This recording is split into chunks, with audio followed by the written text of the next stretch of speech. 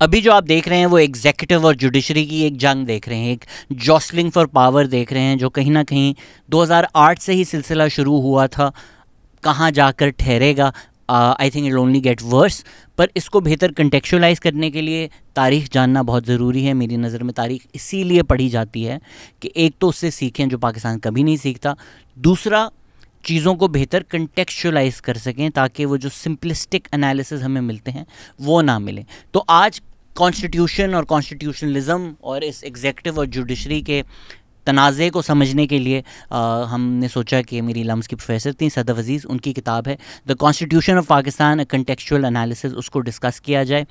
Constitution पे आने से पहले सदफ अजीज़ लिखती हैं कि जो आइडियोलॉजिकल स्ट्रक्चर्स हैं पाकिस्तान के, जो तारीख़ है, उसको समझना या जानना ज़रूरी है। जिस तरह आज आप देख रहे हैं ना, ये 26 कॉन्स्टिट्यूशनल अमेंडमेंट जो है, आइनी तरमीम, ये एक पॉइंट ऑफ कॉन्फ्लिक्ट बन गई है। इसी तरह तारीख़ में कॉन्स्टिट्यूशन भी हमारा एक लिविंग ब्रीदिंग ऑर्गेनिज्म रहा है। तो जब जब उसमें अमेंडमेंट्स आई हैं, एब्रोगेशन हुई है, म्यूटिलेशन हुई है, वो सब पॉइंट्स ऑफ कॉन्फ्लिक्ट बन गए थे। चैप्टर 1 जो है वो प्री पाकिस्तान तारीख़ बताता है। वो कहता है कि जो मुग़ल एम्पायर था ये काफ़ी मिथ है कि वो बिल्कुल ही लूज़ था, ऐसा नहीं है। उसके बहुत सारे ऐसे फ़ीचर्स थे जो यूरोपियन स्टेट्स के फ़ीचर्स हैं, जिस तरह एक एडमिनिस्ट्रेटिव स्ट्रक्चर था, formal and independent justice system था, mode of managing a religiously plural population था। पर वो उसको जिस तरह हम यूरोपियन स्टेट समझते हैं, आप उसको एक स्टेट नहीं कह सकते। फिर जब ब्रिटिश आए हैं तो उन्होंने चीज़ों को कोडिफाई करना शुरू किया, एक्ट्स लाना शुरू की, और फिर जब उनके ख़िलाफ़ एक नेशनलिज्म मूवमेंट चली,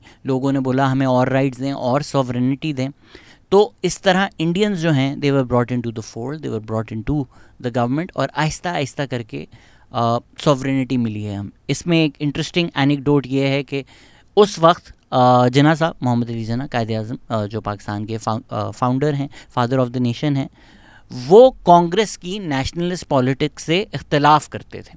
और अगर हम रिलीजियस सेक्ट्स भी देखें तो उस वक्त जो बरेलवी हैं वो ए पॉलिटिकल थे, और जो देवबंदी सेक्ट है, सुन्नी सेक्ट्स की मैं बात कर रहा हूँ, वो कांग्रेस के साथ थे। तो ऐसा नहीं है, अगेन ये एक सेपरेट डिस्कशन है, और शायद किसी दिन हम टीपी बुक क्लब में अली उस्मान कासमी की जो एडिटेड किताब है मुस्लिम्स अगेंस्ट मुस्लिम लीग, वो भी डिस्कस करेंगे। तो this idea of Muslim nationalism it changed or it gained a lot more popularity closer to the partition। इसमें एक अच्छी उन्होंने भी बात लिखी है सदफ अजीज़ ने कि जो प्री पार्टीशन बिल्कुल इलेक्शन हुआ था, वो उसमें ये आइडिया या ये नारा लगाया गया था कि a vote against the Muslim League will be a vote for कुफ्रिस्तान। तो इस कॉन्टेक्स्ट में पाकिस्तान बना है। अगर चैप्टर 2 में स्टेट बिल्डिंग और कॉन्स्टिट्यूशन हम देखें, ये हम पहले भी डिस्कस कर चुके हैं, डॉक्टर इल्हान नाज भी आ चुके हैं हमारी पॉडकास्ट पे, कि पाकिस्तान बनने के फ़ौरन बाद ही एक मिलिट्री और ब्यूरोक्रेटिक एलीट जो है उसने पाकिस्तान का कंट्रोल ले लिया। स्ट्रक्चर में जो रीजनलिज्म था, जो रीजनल डिमांड्स थी, वो थोड़ी साइडलाइन हो गई, उनको अहमियत नहीं दी गई। अगर आप मोहम्मद वसीम की किताब पढ़ें तो उसमें भी ये डिस्कस होता है कि एक तसलसल था इंडिया में कांग्रेस की, एक कंटिन्यूएशन ऑफ पॉलिसीज़ थी, कंटिन्यूएशन ऑफ गवर्नेंस थी, जो पाकिस्तान को नहीं मिला, क्योंकि पाकिस्तान को हमेशा से खौफ रहा है सेपरेटिज़म का।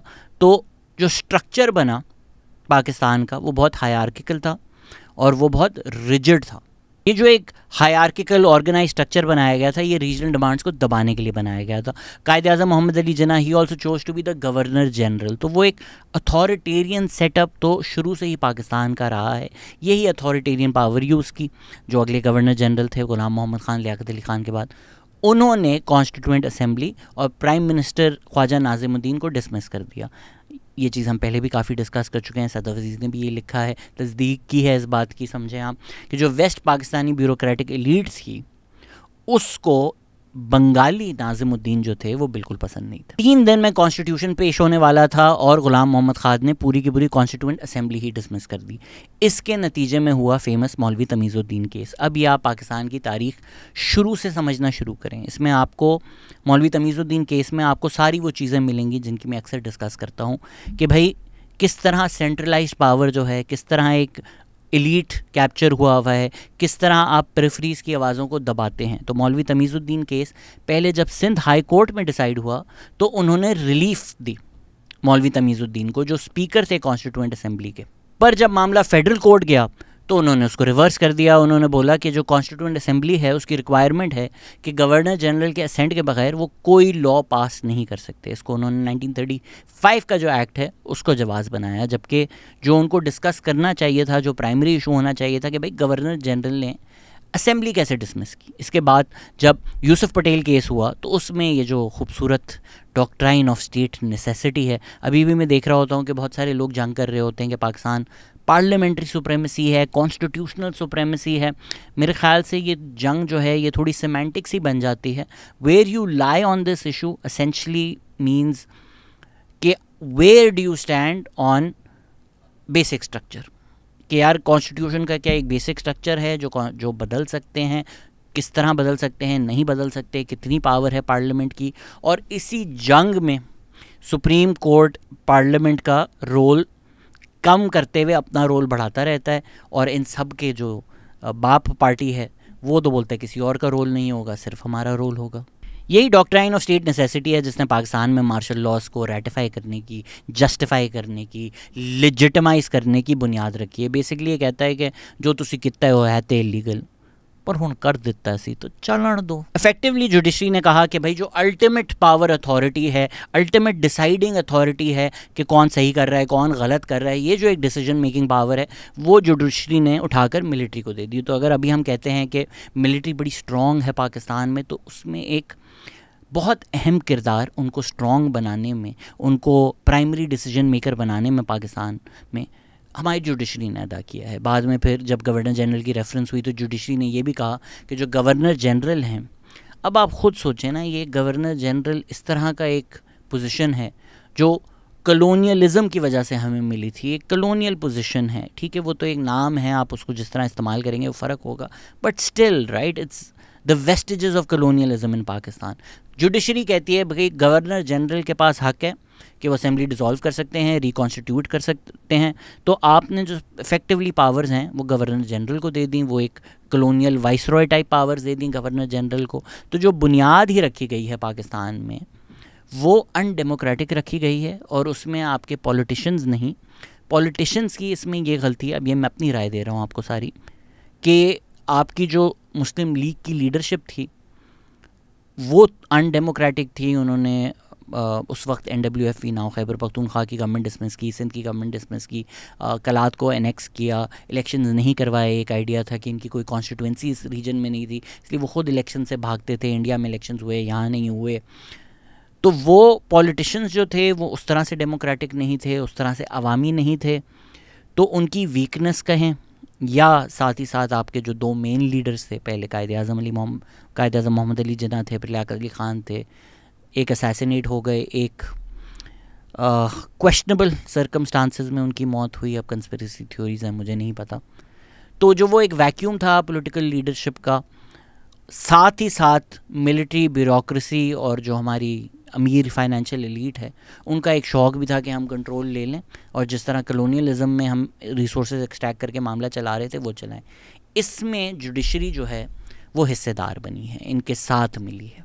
ये जो ब्यूरोक्रेसी मिलिट्री जुडिशरी का एक गठजोड़ है, ये आप पाकिस्तान की तारीख़ में कंटिन्यूसली देखेंगे। फिर जब 1 यूनिट आई तो ये जो रीजनल डिमांड्स थी उनको और ज़्यादा सप्रेस किया गया। 1 यूनिट्स की सदफ़ अज़ीज़ लिख रही हैं ये कि पंजाबी और मुहाजिर कम्युनिटी के अलावा सब ने स्ट्रॉन्गली प्रोटेस्ट किया अगेंस्ट द 1 यूनिटाइजेशन ऑफ पाकिस्तान। इसी साथ 1950s तक एक स्ट्रॉन्ग इकनॉमिक बायस था कि इंडस्ट्रीज़ जो हैं वो वेस्ट पाकिस्तान में लगाई जा रही थी, ईस्ट पाकिस्तान में अंडर डेवलपमेंट थी। ये बात भी मैं बार बार कर चुका हूँ, सदफ़ अज़ीज़ की किताब में एक और सबूत मिल जाता है इसका। जब 1956 की कॉन्स्टिट्यूशन आई तो उन्होंने फेडरल कोर्ट हटाकर सुप्रीम कोर्ट बनाया, प्रोविंसेस में हाई कोर्ट्स आए। 1935 के एक्ट में जो गवर्नर जनरल के पास पावर्स थी वो प्रेसिडेंट को दी, थोड़ी पावर्स कम भी की। 1956 के कॉन्स्टिट्यूशन की एक और इंटरेस्टिंग बात यह है कि उन्होंने बोला 6 साल तक, उनका पाकिस्तान इस्लामिक नेशन है, 6 साल तक जो सारे लॉज हैं, कवानीन हैं, they will be brought in conjunction with Quran and सुन्ना। बट इसमें इंटरेस्टिंग बात यह है कि उन्होंने बोला नेशनल असेंबली डिसाइड करेगा क्वेश्चन ऑफ रिपग्नेंसी, क्या चीज़ रिपग्नेंट है, कुरान और सुन्ना के ख़िलाफ़ है, ये कोर्ट्स नहीं नेशनल असेंबली डिसाइड करेंगे। फिर अयूब खान ने तो पूरा का पूरा सिस्टम ही रैप अप कर दिया ना। जो 1956 की कॉन्स्टिट्यूशन थी, एक इलेक्शन तक नहीं हो सका उसके अंडर। बलूचिस्तान में सेपरेटिज़म को जवाज़ बनाकर इस्कंदर मिर्ज़ा मीर जाफ़र के ख़ानदान से जो इनका ताल्लुक़ है, उन्होंने मार्शल लॉ डिक्लेयर कर दिया। तो असेंबलीज, प्रोविंशियल गवर्नमेंट्स डिसमिस हो गई, असेंबलीज डिसॉल्व हो गई, पॉलिटिकल पार्टीज़ बैन हो गई, ग्रुप मीटिंग्स तक बैन हो गई थी, पॉलिटिशियंस अरेस्ट हो गए थे और मार्शल लॉ लगा दिया था और अयूब खान आ गए। अब ये कितना ब्लेटेंट बज़ाहिर हमें नज़र आ रहा है कि यार आपने सारे राइट्स हटा दिए हैं, आपने अवाम से उनके सारे कॉन्स्टिट्यूशनल राइट्स ले लिए हैं, पूरा का पूरा सिस्टम रैप अप कर लिया है, ब्लेटेंट ग्रैब ऑफ पावर है। किसने लेजिटिमाइज़ किया?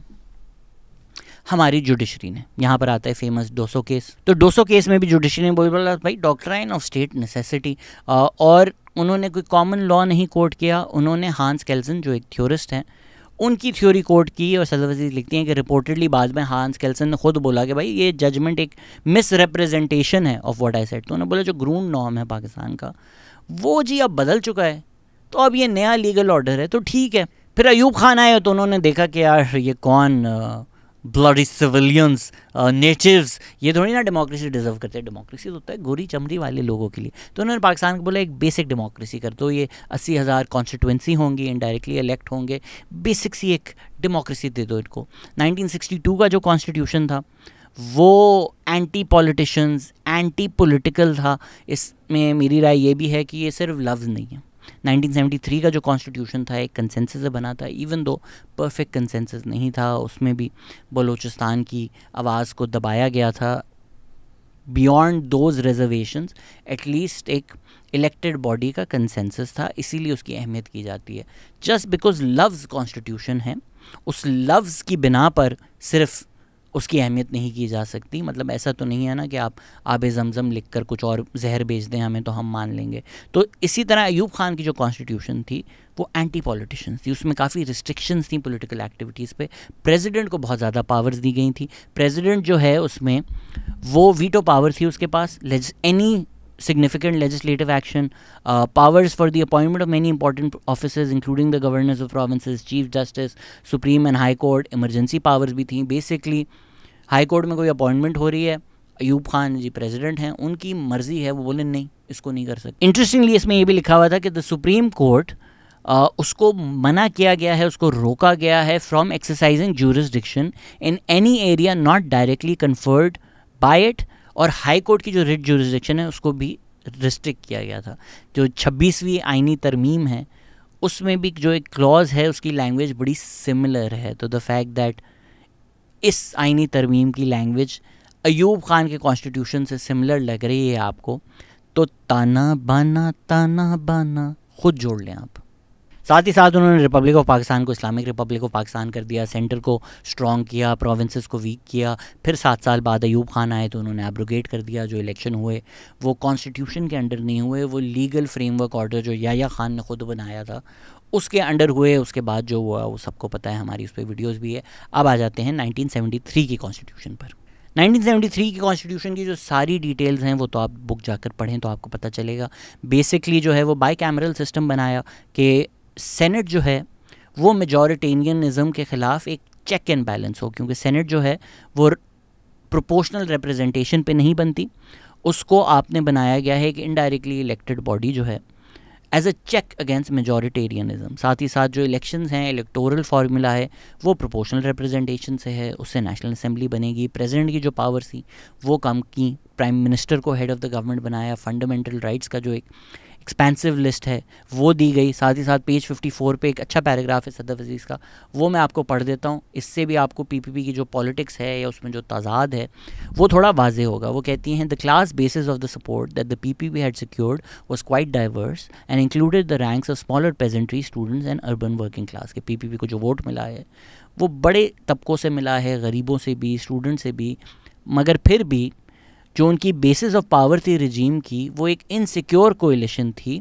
मिलिट्री ब्यूरोक्रेटिक एलीट और urban bourgeoisie, the land owners and the new colonial military capital interest, अभी जिसको हम इस्टेब्लिशमेंट बोलते हैं, एलीट स्टेटस को बोलते हैं, एलीट कैप्चर बोलते हैं। तो जुल्फ़िकार अली भुट्टो की भी जो गवर्नमेंट थी वो एक इनसिक्योर सी कोएलिशन थी ऑफ ऑल दीज थिंग्स। मतलब इतना वन पेज नहीं था, इतना ट्रस्ट नहीं था एक दूसरे के ऊपर, वो वक्ती एक कोएलिशन बन जाती है उस तरह की।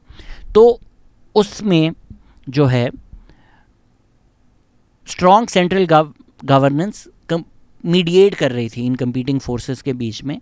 Thus in reference to both electoral and strategic power the choice was to adopt constitutional divisions of power and decentralise through federalism whilst enabling the military in particular to remain strong by bolstering its budget and enforcing laws that restricted the criticism of it. तो वो कह रही हैं कि ये जो competing चीज़ें हैं इसके बीच में गवर्नमेंट मीडिएट कर रही थी, तो साथ ही साथ वो थोड़ी पावर्स रीजन्स को दे रही थी, पर वो मिलिट्री को भी स्ट्रॉन्ग कर रही थी ताकि ये जो कंपीटिंग इंटरेस्ट हैं ये दोनों साथ चल सकें. तो इसमें जो एक पीपीपी का कॉन्फ्लिक्ट है कि सर रोटी कपड़ा मकान तुसी कितना सी, पर पावर में आके आप एलीट स्टेटस को के साथ ही बैठे हुए हैं, वो आपको प्ले आउट होता हुआ नज़र आ रहा है. इंटरेस्टिंगली 1973 में हमारे कोर्ट्स ने स्पाइन दिखाई और उन्होंने याह्या खान को यूसर्पर डिक्लेयर किया. ये आप पूरी जुडिशरी की तारीख देखेंगे कि जब डिक्टेटर चला जाता है ना, ये बाहर आते हैं कि चला गया, हाँ बहुत बुरा आदमी था, मतलब जब वो आता है तो कहते हैं हाँ तुसी बेस्ट हो, थैंक यू सर. जब वो चला जाता है तो फ़ौरन से जुडिशरी की एक स्पाइन आ जाती है, तो उन्होंने याह्या खान को यूसर्पर डिक्लेयर कर दिया. फिर जब ज़िया-उल हक आए वो भी जुडिशरी ने बोला you are the best, you are the best, yes you are the best. उनकी 8th अमेंडमेंट ने प्रेसिडेंट की बहुत पावर्स बढ़ाई. फिर नवाज शरीफ जब 2/3 लेकर आए तो उन्होंने 13th अमेंडमेंट करके कम की. फिर मुशर्रफ आए, उन्होंने वापस बढ़ा दी. फिर 18th अमेंडमेंट में 58(2)B जो है उसको दफन किया गया. 58(2)B इनफेमस आर्टिकल है, सबको ही पता होगा कि प्रेसिडेंट की जो पावर है टू डिज़ोल्व दी असेंबली, ये अगर 18th अमेंडमेंट नहीं पास होता तो जिस रात इमरान खान ने VONC वाली अपने ख़िलाफ़ वोट ऑफ नो कॉन्फिडेंस रोकने के लिए असेंबली डिज़ोल्व करने की कोशिश की थी, तो वो आरिफ अलवी के पास हक होता कि फ़ारिग करो. ये डिक्टेटोरियल पावर जो है ये 18th अमेंडमेंट ने ले ली प्रेसिडेंट. इसमें अगर आप मेरी राय जानना चाहें तो पाकिस्तान में जितनी ब्रेन वॉशिंग हुई है, मीडिया प्रोपेगेंडा हुआ है, पाकिस्तान स्टडीज़ का भूसा लोगों के दिमाग में भरा गया है. आपको हमेशा बताया गया है कि सियासतदान सबसे बुरे हैं. तारीख़ अगर आप देखें तो सियासतदान की गलतियां हैं, सियासतदान की बुराइयां हैं. आप कह सकते हैं कि भाई जुल्फ़िकार अली भुट्टो भी इतने कोई डेमोक्रेटिक नहीं थे, ऑटोक्रेटिक थे, अपनी फ़ोर्स बना दी थी. बट आप एक कंपैरेटिव स्टडी अगर करें, मेरी राय है, ये किताब में से नहीं है, judiciary, judiciary, military, financial elite, bureaucracy, ये कई ज़्यादा ज़िम्मेदार हैं पाकिस्तान के जो मसले हैं, जहां पाकिस्तान आज खड़ा हुआ है. इसकी बर्बादी में 5वें नंबर पे सियासतदान आएंगे, पहले 4 यही लोग हैं. तो इसकी भी पूरी तारीख़ है कि एक एंटी पॉलिटिक्स ओपिनियन किस तरह पाकिस्तान में फ़ेमस किया गया, किस तरह बार बार कहा गया कि सियासतदान जो हैं करप्ट हैं, इनसे तो बुरे कोई चीज़ ही नहीं है, बस करप्शन ख़त्म कर दो 90 दिन. इसकी पूरी एक तारीख़ है इस्टेब्लिशमेंट की. ये 2011 में बयानिया शुजा पाशा ने नहीं इन्वेंट किया. 1951 में कम्युनिस्ट पार्टी को बैन किया गया, उस वक्त जो है कलेक्टिव एक्शन को डिसवेड किया गया. फिर जब अयूब खान एब्डोल आए, उन्होंने तो सीधा ही सीधा सबको ही पकड़ के डिस्क्वालीफाई कर दिया ना. जिन लोगों ने पाकिस्तान बनाया उनको गद्दारी वतन डिक्लेयर करके, फातिमा जिन्ना को स्मीयर कैंपेन, स्लैंडरस कैंपेन उनके ख़िलाफ़ चलाकर अयूब खान ने बोला कि मैं बेस्ट हूँ और सियासतदान वही हैं जो लफ्ज़ आपके दिमाग में आ रहे हैं. एंड अयूब खान पहले नहीं थे, लियाकत अली खान प्रोडा भी लेकर आए थे, बट उसकी एक नैरो डिस्क्वालिफिकेशन विंडो थी. 6 इफेक्टिवली लोग जो हैं वो डिस्क्वालीफाई हुए हैं प्रोडा के अंदर. एब्डो के अंदर 7 साल में गैस करें 6000 सियासतदान. आप कहते हैं जब पाकिस्तान को एक बेहतर क्लास, पॉलिटिकल क्लास क्यों नहीं मिलती, कैसे मिलेगी? कि जब सियासत शुरू ही होती है, कॉन्स्टिट्यूशन बनता ही है, आप फारिग कर देते हैं, असेंबली डिसॉल्व कर देते हैं, 6000 लोगों को उठाकर जेल में डाल देते हैं, कहाँ से पॉलिटिकल क्लास बनेगी? 10-10 साल की ये मार्शल लॉज इंटरवेंशंस करके, पूरे सिस्टम को हाईजैक करके, लोगों को अरेस्ट और कॉम्प्रोमाइज़ करवा कर आप एक्सपेक्ट करते हैं पॉलिटिकल कैडर बनेगा? कैसे बनेगा? कहाँ से आएंगे लोग? 1973 की जब कॉन्स्टिट्यूशन आई तो उन्होंने लोगों को एक राइट ऑफ एसोसिएशन दिया. साथ ही साथ उन्होंने बोला कि भाई जो पाकिस्तान की सॉवरेनिटी और इंटेग्रिटी है, इसके ख़िलाफ़ अगर जाओगे तो फिर ये राइट पर, एक राइट ऑफ एसोसिएशन पे एक रिस्ट्रिक्शन है. और इसी चीज़ को जुल्फ़िकार अली भुट्टो ने जवाज़ बनाया बलूचिस्तान में नैब की गवर्नमेंट को डिसमिस करने के लिए, नैब को बैन करने के लिए. जस्टिस हमीदुर रहमान कमीशन ने, यहाँ भी देखें जुडिशरी का रोल है, इसको फिर अपहेल्ड किया इस बैन को. उन्होंने बोला एथनिक नेशनलिज्म जो है ये है एक ऑफेंस है टू पाकिस्तान सॉवरेनिटी, तो ठीक बैन किया। जुल्फ़िकार अली भुट्टो का उस टाइम क्या रोल था बलूचिस्तान में और फिर उसके बाद जो मिलिट्री एक्शन हुआ उस पर हमारी एक पूरी वीडियो है। फिर ज़िया उल हक जब आए तो उन्होंने इस्लाम का इस्तेमाल किया, बोला मोरालिटी के क्लॉजेज डालो, लोगों को डिस्क्वालीफाई करने के लिए, अपने जो पॉलिटिशियन उनको नहीं पसंद उनको डिस्क्वालीफाई करने के लिए उन्होंने ये मुस्लिम मोरालिटी, पायसनेस, सादिक अमीन, इस तरह के क्राइटेरियाज डाले। 1988 का जब इलेक्शन हुआ है तो उसके बाद ये प्रोविजंस चैलेंज हुए। इसमें सदफ अजीज़ लिखती हैं, in Benazir Bhutto versus the federation the majority judgment authored by chief justice Mohammad Haleem held several of the Zia amendments to the PPA 1962 to be contrary to the protections offered by Article 17 के ये गलत provision थी ज़िया उल हक की, constitution के खिलाफ जा रही थी। They did not find it unduly restrictive for political parties to have to abstain from defending Islamic ideology, morality or public order. On this, they simply counseled that these be read as constituent features of the sovereignty and integrity of Pakistan. तो उन्होंने कहा कि ये जो है बातें हैं कि भाई Islamic ideology, morality, public order, इनको ऑफेंड ना करो, ये रीज़नेबल बातें, क्योंकि जो आर्ग्यूमेंट है कि पाकिस्तान की नेशनल सॉवरेनिटी और इंटीग्रिटी के ख़िलाफ़ ना हो, उसमें ये चीज़ें भी आ जाती हैं। फिर जब परवेज़ मुशर्रफ आए तो उन्होंने 2002 में अपडेट किया पीपीए को, और उसमें फिर ये भी लिखा कि इंट्रा पार्टी इलेक्शंस करवाने ज़रूरी हैं, एक रिक्वायरमेंट बना दी। इसमें सदफ अजीज़ लिखती हैं कि additionally the conduct of periodic elections to fill high offices in political parties was made obligatory for the first time in Pakistan history, कि पाकिस्तान की तारीख में पॉलिटिकल पार्टीज़ की जो हाई ऑफिसेज हैं उसमें इलेक्शंस करवाना ज़रूरी, लाजमी करार दे दिया था। The irony that was a military dictator who sought to ensure internal democracy within political parties was not lost on politicians. तो सदफ अजीज़ लिख रही हैं कि बड़ी अजीब बात है कि एक मिलिट्री डिक्टेटर कह रहा है कि भाई अपनी पार्टीज़ में जो है वो इलेक्शंस करवा लो। इसमें मेरी राय, आप सबको पता है मुशर्रफ के बारे में क्या है, उस पर भी हमारी एक वीडियो है। कोई नेक नियति से उन्होंने नहीं कहा, जिस तरह क्या पॉलिटिशियंस को सच्चा होना बिल्कुल होना चाहिए, बट जब ज़िया उल हक ये रिक्वायरमेंट्स डालते हैं कि सादिक अमीन हो, क्या वो नेक नियति से करें? नहीं कर रहे हैं। तो मुशर्रफ की भी यही कोशिश थी कि जो पॉलिटिकल पार्टीज़ हैं इनको हाईजैक कर लिया जाए, जिस तरह PMLN है उसको तोड़ के PMLQ बना दिया जाए, तो जो लीडरशिप है उसको निकाल कर, मार कर, एग्जाइल कर कर, पार्टीज़ को टेक ओवर कर कर, आपको ये चूरन बेच करके, ये देखो पॉलिटिकल पार्टी चाहिए ना तुम्हें, ये लो PMLQ, ये लो PTI, और पीछे ही पीछे आप सब हुकूमत करते रहें। तो ये एक और लेवर बना दिया था कंट्रोल करने के लिए। ये ऑब्वियसली किताब 2018 में आई है, तो Sadaf couldn't tell the future.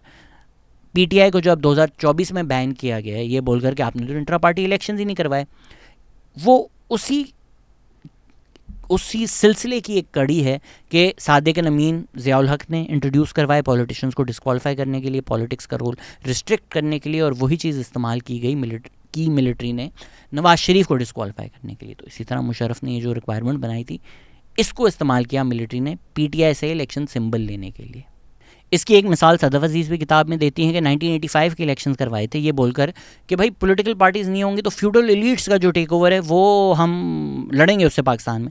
पर जब इलेक्शन हुए तो वही जो अमीर लोग हैं, एलीट लोग हैं, जो अफोर्ड कर सकते थे वो आ गए, उन्होंने लड़ा, वो जीते।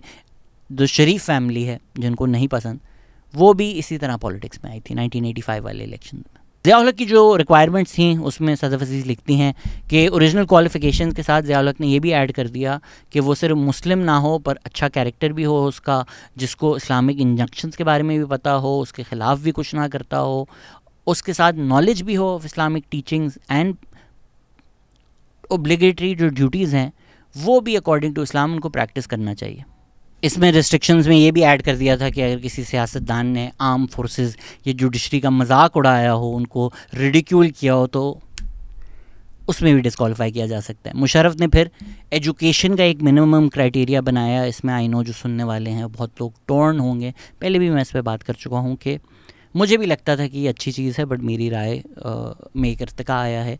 Now I do think that this goes against democracy. Interestingly Musharraf ने बोला कि भाई अगर किसी के पास सर्टिफिकेट ऑफ ट्रेनिंग मदरसे से है, that's the equivalent of a bachelors degree. इसी तरह वो MMA को पावर में लेकर आए, MMA बनाई उन्होंने। जब PMLQ वर्सेस द फेडरेशन हुआ तो इस वक्त सुप्रीम कोर्ट ने कहा कि जो मिनिमम एजुकेशन क्वालिफिकेशन है वो जो इक्वालिटी के प्रिंसिपल्स हैं कॉन्स्टिट्यूशन में उसके ख़िलाफ़ नहीं जाती, ये एक रीज़नेबल रिस्ट्रिक्शन है। मैं इस बात से डिसएग्री करता हूँ।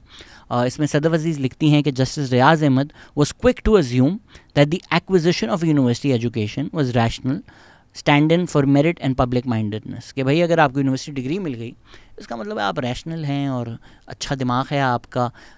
ये सुप्रीम कोर्ट ने भी बात रियलाइज़ की 2008 में। सुप्रीम कोर्ट ने इसको रिवर्स किया, उन्होंने बोला कोई रैशनल बेसिस नहीं है कि आप इस तरह की रिस्ट्रिक्शंस रखें और क्वालिफिकेशंस रखें for people to participate in the electoral process. क्योंकि हमें लगता है सियासतदान बुरे हैं, मिलिट्री अच्छी है, जुडिशरी अच्छी है, तो हम उस नज़र से इशूज़ को देखते हैं। 2012 में इन्हीं क्वालिफिकेशंस को इस्तेमाल करते हुए जो हमारे चीफ़ जस्टिस इफ्तिखार चौधरी हैं, उन्होंने खुद जुरिसडिक्शन लेके 184(3) में एक सिटिंग प्राइम मिनिस्टर, एक इलेक्टेड प्राइम मिनिस्टर को फारिग किया था। अगेन आपकी जो सियासी वाबस्तगी है उसको हटा कर सोचें, राइट। अगर Qazi Faez Isa prime minister chief justice होते और वो Imran Khan as prime minister को बैठे बैठे बोलते कि मैंने तुम्हें बोला गया था लेटर लिखने को, तुमने नहीं लिखा, फारिग निकलो, तो आप लोग सड़कों पर आ जाते। The judiciary should not have the right to so easily dismiss an elected prime minister, क्योंकि पाकिस्तान में जो होता है उसमें हज़ार मसले मसाइल हैं, बट इन थ्योरी जो आपका इलेक्टेड प्राइम मिनिस्टर है वो 240 मिलियन लोगों का नुमाइंदा है। आप सारी कॉन्स्टिट्यूशन की डिटेल्स और ये जो मैं बातें कर रहा हूँ इसके बारे में और जानना चाहते हैं तो किताब पढ़ें। हम जो लास्ट चीज़ डिस्कस करेंगे इस वीडियो में वो है chapter 4 of the book executive government. 1973 जो कॉन्स्टिट्यूशन थी उसने अपनी तरफ से तो फ्यूचर मिलिट्री एडवेंचरिज्म के ख़िलाफ़ रिस्ट्रिक्शंस डाली। उन्होंने बोला ये जो एक्स्ट्रा कॉन्स्टिट्यूशनल मेजर्स लेके पावर यूसर्प करते हैं ये ट्रीज़न है, पर दिस इज़ पाकिस्तान, तो 2 और मिलिट्री कूज हुए हैं उसके बाद। तो इसलिए सदफ अजीज़ लिखती हैं कि कई लोग पाकिस्तान को जानते हैं, पढ़ते हैं, प्रेटोरियन स्टेट कहते हैं, प्रेटोरियन सोसाइटी कहते हैं, जिसका मतलब ये होता है कि the pressure exerted by the arm forces upon civilian governments to mould their workings according to the military objectives.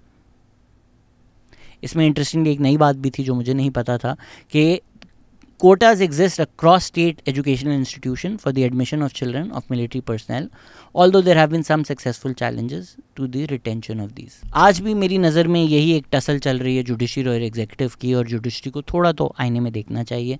आगे सदफ अजीज़ लिखती हैं कि ज़फ़र अली शाह वर्सेस जनरल परवेज़ मुशर्रफ जो केस था उसमें कोर्ट ने वैलिडेट किया मुशर्रफ की जो चीफ एग्जीक्यूटिव का रोल लेना था, even though the nomenclature for the Prime Minister for the original text of the 1973 Constitution had been removed by the way of the 8th Amendment. Additionally, as the court had done for Zia, it also offered Musharraf the power to alter law and even Constitution as his reward for holding the Constitution in abeyance, rather than having chosen the course of abrogation. तो मुशर्रफ को उन्होंने बोला कि भाई चलो abrogate नहीं किया तुसी कॉन्स्टिट्यूशन, आपने अबेयंस में रखा हुआ है, वापस ले आओगे, तो जो लॉ अभी आपने तब्दील करना है हम आपको पावर दे रहे हैं। तो ये तो रोल रहा है जुडिशरी का पाकिस्तान की तारीख में। अगेन जुडिशरी सही फैसले तब करती है जब डिक्टेटर के पास कोई पावर नहीं होती। ज़ियाउल हक ने जुनेजो की असेंबली डिसॉल्व की थी, उसके बाद जब 1988 के इलेक्शंस के बाद ये डिसीजन आया है तो उसमें कोर्ट ने बिल्कुल सही बात बोला कि जो प्रेसिडेंट की पावर है 58(2)B वाली, ये एक आर्बिट्रेरी पावर नहीं हो सकती कि बस शौक हुआ, मूड हुआ, अपने विम्स पे आपने कर दिया। वो कहते हैं कि भाई it must be based on facts and reason which are objective realities. The government can not be carried on, मतलब कुछ ज़रूरी इस तरह की अहम चीज़ें होनी चाहिए, कोई जस्टिफिकेशन होना चाहिए, ऐसे ही नहीं आप डिस्क्रेशन अपना यूज़ कर सकते। लेकिन फिर हमने देखा कि बेनज़ीर भुट्टो की गवर्नमेंट जब गुलाम इसाक खान ने डिसमिस की, आजकल तैमूर झागरा जो हैं बड़े ट्विटर पर छलांगे मार रहे होते हैं, ये उनकी असलियत है। उनके जो ग्रैंडफादर हैं वो गुलाम इसाक खान थे, उन्होंने जब डिसमिस की बोला करप्शन है, हमारी पूरी वीडियो है कि उसमें गुलाम इसाक खान ने 1990 के इलेक्शन में कितनी करप्शन खुद की थी, कितना करप्ट इंसान गुलाम इसाक खान था, और आपको क्या बोल रहा था कि डेमोक्रेसी इसलिए रैपअप की क्योंकि करप्शन हो रही है। ये हाल रहा है पाकिस्तान में, जो ये सीजनड ब्यूरोक्रेट्स हैं जो अपने आप को हीरोज़ मानते हैं, ये इनकी असलियत है। एंड में जो पोस्ट लॉयर्स मूवमेंट, ये मैं आपको सिर्फ आज की वीडियो में तारीख बताना चाहता था। जो रीसेंट क्राइसिस है उस पर एक और वीडियो बनेगी कि ये कॉन्स्टिट्यूशनल क्राइसिस पर्टिकुलरली पिछले 3-4 साल से जो ब्रू हो रहा है, how did we come here. But इसको भी समझने के लिए जो इफ्तिखार चौधरी का जुडिशल एक्टिविज़म है, जो शायद उस वक्त आपको अच्छा लगता हो कि यार हमारा चीफ जस्टिस, इसने न्यूज़ देखी टमाटरों की, अगले दिन सुओ मोटो ले लिया, डैम फंड में 10 रुपये दूंगा मैं, ये इमोशनल बातों से बाहर अगर आप आएँ तो अब एक मिसाल अगर मैं आपको दूं कि इफ्तिखार चौधरी ने इंटरनेशनल ट्रीटीज़, इंटरनेशनल कन्वेंशन सबको छोड़कर रिको डिक केस में बोला कि भाई मेरी जुरिस्डिक्शन है। शायद एक और वीडियो पूरी रिको डिक पे बननी चाहिए, लेकिन उसके बाद मैं खुद मिसिंग हो जाऊंगा क्योंकि सबको पता है किस किस के इंटरेस्ट थे। तो जी उन्होंने बोला कि एक फॉरेन कंसोर्टियम के साथ कॉन्ट्रैक्ट है। इफ्तिखार चौधरी ने बोला मैं इसको देखूंगा। पाकिस्तान की बायलैटरल ट्रीटीज़ हैं, over arching principles of international commercial law है जो इसको रिस्ट्रिक्ट करती है। लेकिन इफ्तिखार चौधरी ने क्या जवाज़ बनाया, वही जो पाकिस्तान में सालों साल अनइलेक्टेड लोगों ने जवाज़ बनाया है अपनी अथॉरिटी एक्सीड करने के लिए, करप्शन। मैं बोला करप्शन हुई है, मैं देख सकता हूँ, जबकि कोई करप्शन का केस नहीं आया था। अब मेरा ये सवाल है कौम से कि जो ये इफ्तिखार चौधरी का शौक़ था हीरो बनने का, इसकी कीमत कौन देगा? 11 बिलियन डॉलर्स, समझ रहे हैं ना आप? $1 बिलियन के लिए जो भीख मांग रहे होते हैं हम कि IMF नहीं आया, 1 बिलियन नहीं मिला तो हम बैंकरप्ट हो जाएंगे, डिफ़ॉल्ट हो जाएंगे। 11 बिलियन डॉलर्स की पाकिस्तान को पेनल्टी लगी थी इफ्तिखार चौधरी के इस हीरो बनने के शौक़ के लिए। 11 बिलियन डॉलर्स भीखें मांग मांग के हमने एक आउट ऑफ कोर्ट सेटलमेंट किया, उसका जो बिलियंस ऑफ डॉलर्स का पाकिस्तान को नुकसान हुआ for Iftikhar Chaudhry to be like मैं देखूंगा रिको डिक में क्या हो रहा है। कौन ज़िम्मेदार है इसका? क्या इफ्तिखार चौधरी को कोर्ट्स में नहीं लेकर आना चाहिए, या कोर्ट्स को खुद नहीं देखना चाहिए कि भाई आपने अपनी पावर एक्सीड करके प्राइम मिनिस्टर को तो आपने फारिग किया है, प्राइम मिनिस्टर को आपने लटकाया है, प्राइम मिनिस्टर्स को तो आपने एग्जाइल किया है। जिस चीफ जस्टिस ने पाकिस्तान को बिलियंस ऑफ डॉलर्स का नुकसान करवाया, क्या करें अब हम उसका? जुडिशरी का, सुप्रीम कोर्ट का शायद सबसे असेंशियल रोल होता है किसी भी इस सेटअप में, क्योंकि वो सेफ गार्ड करते हैं कि जो एक्सेसेस हैं उसके ख़िलाफ़ अवाम के एक नुमाइंदे बनकर अवाम के इंटरेस्ट को प्रोटेक्ट करने के लिए। लेकिन जब आप एक जो सिस्टम बना हुआ है उसमें जो आपका रोल है उसको पामाल करके अपनी बाउंड्री से बाहर निकल के एक्सीड कर अपनी एक रोल बनाना चाहते हैं ना कि जुडिशियल डिक्टेटरशिप आ जाए, तो फिर वो एक पर्सनल टसल बन जाती है एग्जेक्टिव और जुडिशरी की, जो कई सालों से चल रही है। जिस तरह जो ख्वाजा आसिफ का केस था उसमें कोर्ट ने बोला कि एक कोड ऑफ प्रैक्टिस होनी चाहिए जिसके तहत एक इंडिपेंडेंट कमीशन बनाए to oversee high bureaucratic appointments. किस बेसिस पर? किस बेसिस पे कोर्ट कह सकता है कि जो इलेक्टेड गवर्नमेंट है उसके ऊपर हम एक बोर्ड बनाएंगे? जो ब्यूरोक्रेटिक अपॉइंटमेंट्स हैं जो एग्जीक्यूटिव का परव्यू है, ऑफ कोर्स किसी ने कोई गलत की है, किसी बेसिस पे की है, उसका एविडेंस है, आप रेफरेंस करें, बट एक बोर्ड इलेक्टेड गवर्नमेंट के ओवरसी कैसे कर सकता है? और इफ्तिखार चौधरी के बाद सुप्रीम कोर्ट ने खुद ही रियलाइज़ कर लिया, अगर आपको लग रहा है मैं गलत बात कर रहा हूँ, तो चीफ जस्टिस नासरुल मुल्क जो हैं उन्होंने कहा कि भाई सेटल्ड लॉ है, the court should ordinarily refrain from interfering in policy making domain of the executive. कि पॉलिसी मेकिंग डोमेन जो है वो एग्जीक्यूटिव का काम है, इसमें हमें रिफ्रेन करना चाहिए। ये भी हमने जब पिछला एक्ट आ रहा था प्रैक्टिस एंड प्रोसीजर्स, उसमें भी यही हुआ कि एक्ट आने से पहले सुप्रीम कोर्ट ने बोला हम देखेंगे, और बोला भाई अभी तो हम डिस्कस कर रहे हैं, किस बेसिस पे आप डिस्कशंस पार्लियामेंट के रोक सकते हैं? तो ये जो पार्लियामेंट की डोमेन है, एग्जीक्यूटिव का डोमेन है, इसमें सुप्रीम कोर्ट ने जो इंक्रोच करने की कोशिशें की हैं पिछले 16 साल से, उसका एक रद्द अमल, उसका एक रिएक्शन आप देख रहे हैं। और अभी चलें, एग्जीक्यूटिव को लग रहा है वो जीत गए, 26वीं आईनी तरमीम पास हो गई है, जुडिशरी बदला लेगी, आप लिख लें, ये तारीख गवाह है। तो अभी के क्राइसिस पर मैं एक पूरी वीडियो बनाऊंगा, वो बेसिक अमेंडमेंट्स क्या थी, क्या था, उसका कॉन्टेक्स्ट क्या है, वो तो मैंने उसी रात बना दिया था। But the people involve I think they deserve more thorough discussion, तो वो हम करेंगे।